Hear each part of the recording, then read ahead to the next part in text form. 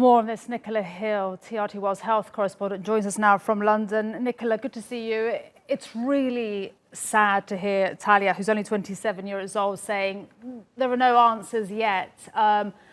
Why is this? Why is COVID causing these long-term symptoms?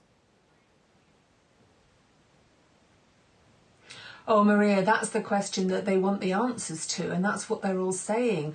And I have to say, it was so good of Talia to let us come and film with her, because like all of them, she's exhausted. Now, I contacted a fair number of the long COVID group, including quite a lot of doctors who are members, doctors who are now beginning to tweet about their experiences, to write in journals like the British Medical Journal about it. Doctors who include Professor Paul Garner, who's actually a professor of infectious diseases at Liverpool's School of Tropical Medicine, the type of man who would ordinarily be doing this research to find out why these symptoms are going on for such a long time. Instead, he's barely able to work, and he's written 2 blogs talking about this.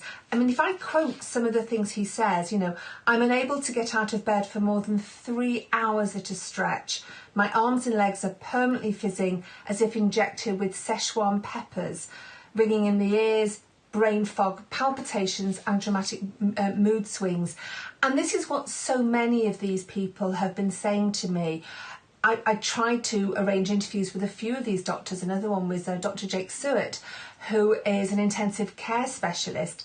And they all said, Nicola, we're happy to chat to you via email or via text, but we haven't got the energy to talk to you, to be interviewed. And that's why it was so lovely that Talia gave up the time for us to go and film with her, knowing that because we were there in the morning, she would then be in bed the rest of the afternoon, because we completely would tire her out.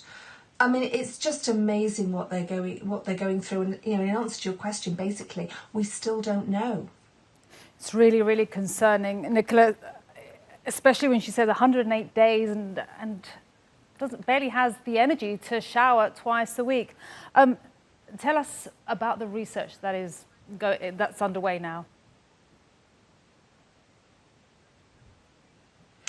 Well, this is what this long COVID group are calling for. And, this was the long COVID Facebook group that I was in contact with. There's also the COVID long haulers. There's a whole array of these groups around the world. And they're wanting this research because they're saying that it's not really being done.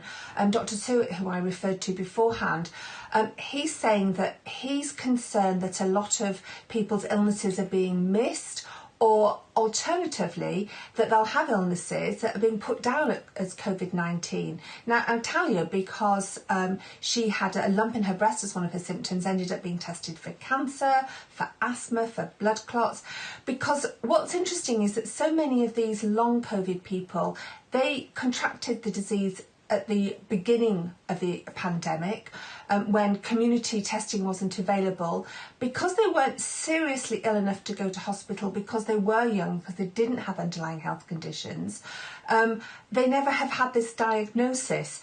And at the moment, the research seems to be focusing much more on those who have been in hospital. There's a study that's beginning here in the UK of 10,000 people who've been hospitalised with COVID-19. They're going to be followed up and studied for a year, but it's the people who've not been hospitalised who don't seem to have this same research, and that's why this group are calling for it. Now, there is one app that's available again here in the UK. It's asking people to sign up and give their symptoms. 4 million people have signed up so far, and 1 in 10 of them, which, if my maths is correct, means 40,000 people have said they've had symptoms for longer than 3 weeks.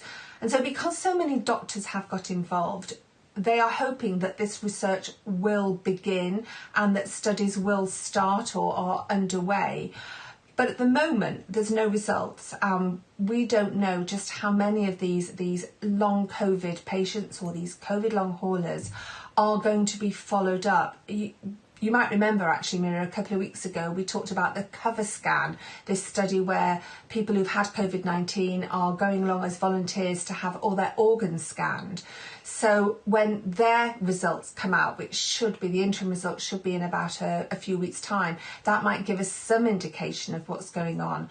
But it is the appeal by this long COVID group for research so that they can find out when are they going to get better, because that was a question that Tanya kept asking me. Absolutely. Nicola, thank you so much for shedding light on this area of COVID-19. We really appreciate it. Nicola Hill.